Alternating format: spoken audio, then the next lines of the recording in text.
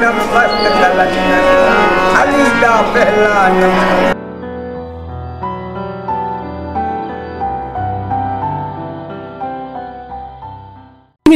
আজকের দ্বিতীয় পর্বের ভিডিওতে প্রথম দর্শনীয় স্থান পাটোয়ান কি হাভেলি। এই হাভেলি সম্পর্কে কিছু তথ্য আমি জেনেছি, যেগুলো আপনাদের সঙ্গে শেয়ার করে নিই। জয়সলমীর দুর্গ থেকে মাত্র 400 মিটার উত্তরে অবস্থিত পাটোয়ান কি হাভেলি। এই অসাধারণ স্থাপত্যের নিদর্শন 1806 সালে গুমানচাঁদ পাটোয়া নামক এক ধনী ব্যবসায়ী নির্মাণ করতে চেয়েছিলেন, কিন্তু এটি সম্পূর্ণ হতে প্রায় সময় লাগে 50 বছরেরও বেশি। তাই গুমানচাঁদ পাটোয়া এটির সম্পূর্ণ নির্মাণ কাজ সম্পন্ন করে যেতে পারেননি। হাভেলিটিতে ভারতীয় এবং পারস্য স্থাপত্য শৈলীর মিশ্রণ লক্ষ্য করা যায়। 60টি চমৎকার ঝরোখা বা বারান্দা রয়েছে এই হাভেলিটিতে। এই হাভেলিটিকে বলা হয় জয়সলমীরের ফোর্টের বাইরের প্রথম হাভেলি। জয়সলমীরের বণিকদের সমৃদ্ধ জীবনযাত্রার এটি একটি অদ্ভুত নিদর্শন, এই পাটোয়া কি হাভেলি।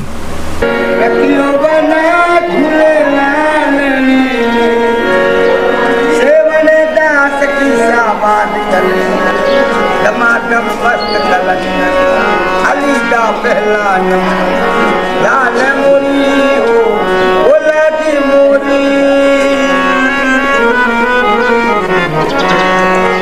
ओ घनल घनल तेरी मोहब्बत बानी ओ लाल बजे घड़ी याद बजे झूले लाल से बनी दा संदली दा तकीजा बानी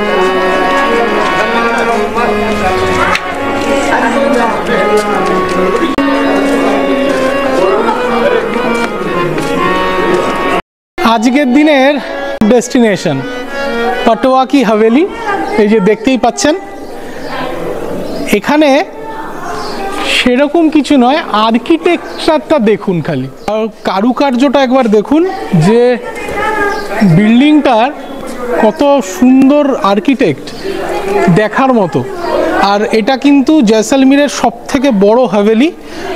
এটার ভিজিটিং টিকিট হচ্ছে 150 টাকা করে বড়দের জন্য, আর স্টুডেন্টদের জন্য মনে হয় কম, মনে হয় 100 টাকা কি 50 টাকার মধ্যে হবে।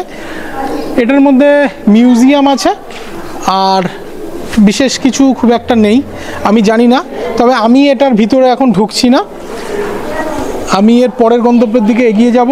আপনারা চাইলে ঢুকতেই পারেন, সঙ্গে থাকুন, পরের ডেস্টিনেশনে দেখা হচ্ছে।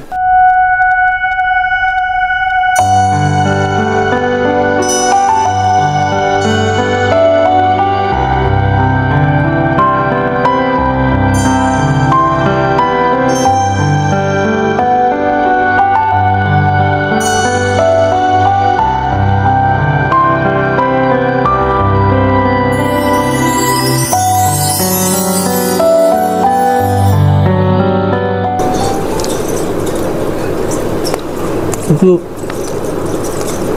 ট্র্যাডিশনাল খাবার, এটা কের সাংড়ি বলে, এটা শাক, এটা খাচ্ছি, আর সঙ্গে এই লাল মাছ নিয়েছি। এটা দিয়ে খাওয়াটা ফিনিশ করি, তারপর বেরিয়ে বাকি ভিজিটিং প্লেসগুলো আপনাদের ঘুরিয়ে দেখাবো। সঙ্গে থাকবেন কিন্তু, একদম যাবেন না, এক্ষুনি ফিরছি। লাঞ্চ শেষে এবার পৌঁছে গেছি তাজিয়া টাওয়ার। পিছনে যেটা দেখতে পাচ্ছেন, আমি ক্যামেরা অনেক এই ডিপ আনছি, তবে এটার হাইট বোঝা যাচ্ছে। আর এদিকটায় আছে হচ্ছে মন্দির প্যালেস। মন্দির প্যালেসের মধ্যে দুটো পার্ট করা আছে, একটা জানানা মেহেল, একটা হচ্ছে জোহর বলে একটা পার্ট আছে। যতটা দেখানো যায় বাইরে থেকে অতটাই দেখাবো, ভিতরে ঢুকবো কি ঢুকবো না আমি জানি না, এখনও ঠিক করিনি।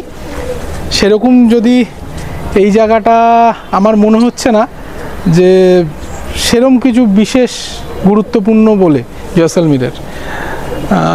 যদি দেখতে চান আপনারা অবশ্যই দেখতে পারেন জায়গাগুলো। সঙ্গে আমি যতটা ইনফরমেশান দেওয়ার আপনাদেরকে দিয়ে দেবো এই ভিডিওর মধ্যে।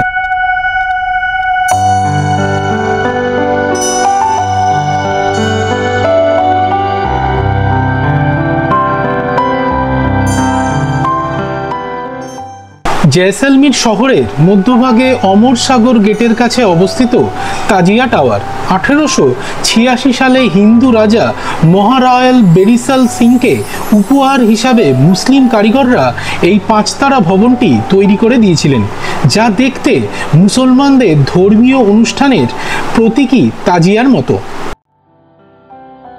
এবার আসি মন্দির প্রাসাদ কিংবা মন্দির প্যালেস সম্বন্ধে কিছু তথ্য নিয়ে।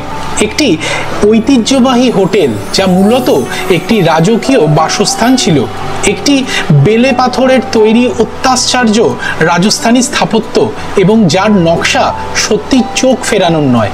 মহারাওয়াল জওহর সিংজির নাতি জিতেন্দ্র সিং প্রাসাদটিকে একটি হোটেলে রূপান্তরিত করেছিলেন।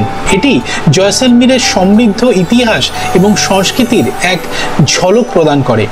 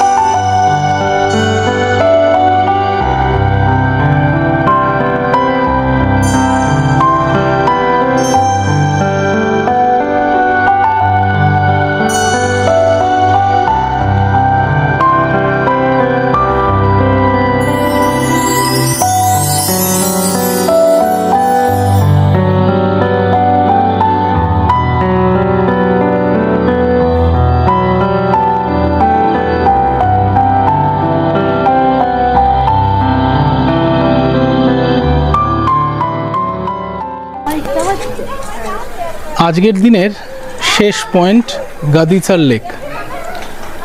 জায়গাটায় একটা লেক আছে, ভিউ পয়েন্টের মতন, লেকটার ভিউ পাবেন। আর খুব একটা কিচ্ছু নেই এখানটা দেখানোর। লেকটা ভালো লাগবে যদি বিকেলবেলার টাইমে আসেন, সানসেটের টাইমে আসেন। এই ভিউটা পুরোটা, এখানে কিছুক্ষণ সময় কাটাবো, কাটিয়ে বাড়ি ফিরে যাব।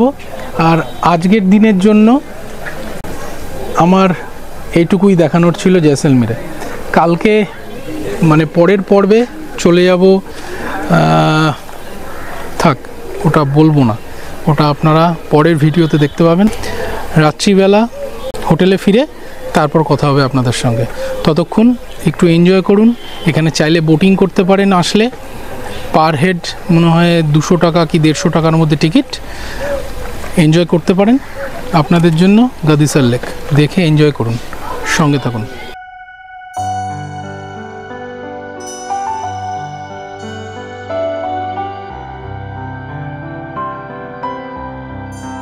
তৈরি করান, যা রাজস্থানের জয়সলমীরের অবস্থিত একটি কৃত্রিম হ্রদ।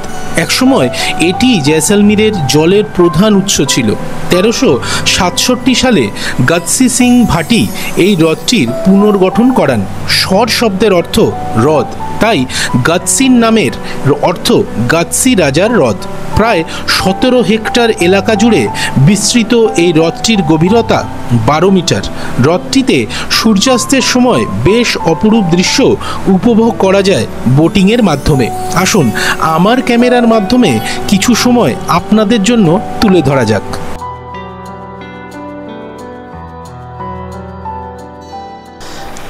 আবার ক্যামেরাটা অন করলাম গাদিসার লেক থেকে ফিরে। এখন প্রায় 6:40 হয়ে গেছে, কিন্তু এখানে দিনের আলো এখনও আছে, কিছুটা রোদও রয়েছে। কিন্তু এখান থেকে আমাদের এই হোটেল থেকে সানসেটটা অসাধারণ লাগে, অসাধারণ। তাই সানসেটটা দেখানোর জন্য ছাদে উঠেছি। আজকের ভিডিওটা কিন্তু এখানেই শেষ হবে। পরের ভিডিওতে দেখতে পাবেন আমাদের এই জয়সলমীর থেকে সানডিউন ডেজার্ট ক্যাম্পে যাওয়ার গল্প নিয়ে ফিরব। তা শেষ করতে করতে এই সানসেটটা আপনাদের জন্য থাকলো আমার তরফ থেকে, আমার এই চ্যানেলের তরফ থেকে। আর পিছনে এই যে দেখতে পাচ্ছেন গোল্ডেন ফোর্ট, আর এদিকে সানসেট হচ্ছে। একবার দেখুন, আর লাইক করুন, শেয়ার করুন, সাবস্ক্রাইব করুন আমার এই চেষ্টাটাকে, আমার এই চ্যানেলটাকে। ধন্যবাদ, শুভরাত্রি।